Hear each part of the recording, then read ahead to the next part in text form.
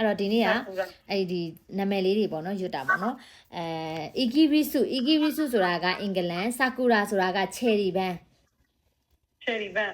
နော် Sakura ဆိုတာ cherry ပန်း Sakura Daigaku Sakura Daigaku Daigaku Daigaku Daigaku の先生 Daigaku の先生 sensei အခု sensei ကို sensei လို့ခေါ်ရမလားအဲ့တော့ sensei ဆိုတာဆရာမကိုပြောတာเนาะအဲ့တော့ Ikirisu Sakura Daigaku の sensei အဲ့တော့အင်္ဂလန်လူမျိုးဖြစ်တဲ့ Sakura Daigaku ဆိုတာ Sakura တက္ကသိုလ်ရဲ့ sensei ဆိုတော့ဆရာတဦးဖြစ်တယ်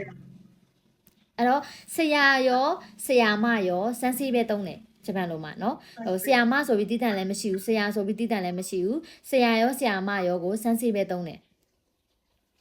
နော်ရမယ်နော်ဂျွန်ဝတ်တို့ Ikirisu Sakura Daigaku の sensei နော်အဲ့တော့ပြန်ပြီးတော့နာမည်လေးတွေဖတ်နိုင်အောင်ဖတ်ကြမယ်နော်ဒါ lesson 1ရဲ့အစလေးတွေနော်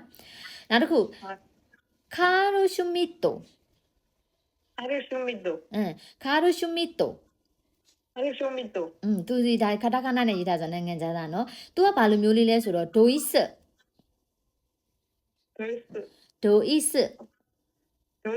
အဲ့တော့ dois ဆိုတာကလေဘာလဲဆိုတော့ဂျာမနီလူမျိုးเนาะဂျာမနီလူမျိုးကို dois လို့တောင်းတယ်เนาะဂျာမနီလူမျိုးအမှချရေးထားเนาะ memo လေးမှတ်ထား dois ဆိုတာဂျာမနီလူမျိုးကိုပြောတာဖြစ်တယ် dois power danki の engineer တဲ့เนาะပြန်ပြောမယ်เนาะ dois power danki လိုက်ဖတ်ပါအောင် power danki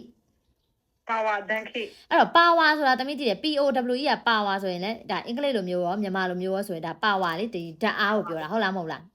အဲ့တော့ power danki ဆိုတာ power ဆိုတော့ဓာတ်လျှက်စစ်ဓာတ်အားပေါ့နော် power danki ကိုဘာသာပြန်မယ်ဆိုရင်လျှက်စစ်ဓာတ်အားဒီလျှက်စစ်ဓာတ်အားရဲ့ဓာတ်အားဌာနရဲ့ဘာလဲဆိုတော့ engineer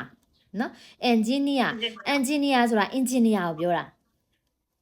နော်အဲ့တော့ဒီစိတ်ဝင်စားပြီးတော့ဘယ်လိုလဲတေချာလေးလေးလာမယ်ဆိုရင်ဒီခတာခဏစကားလုံးလေးတွေကပြောဖို့ကောင်းပါတယ်နော်မှတ်ကြလားဒါဆိုအင်္ဂလိပ်စကားလုံးလေးတွေတော့ပျက်စီးတာပေါ့နော်အင်္ဂလိပ်စကားလုံးလေးတွေကိုပြန်ပြီးတော့ဒီအတန်ထွက်အတိုင်းပြန်ရေးရတာနော်အဲ့တော့အင်္ဂလိပ်လိုဆိုရင် engineer ဒါပေမဲ့ဂျပန်လိုဆိုခတာခဏနဲ့ဆိုရင် engineer ဟုတ်ပြီအဲ့တော့ dois ပြန်ဖတ်ပါအောင်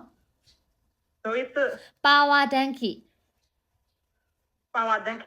power danki နော် engineer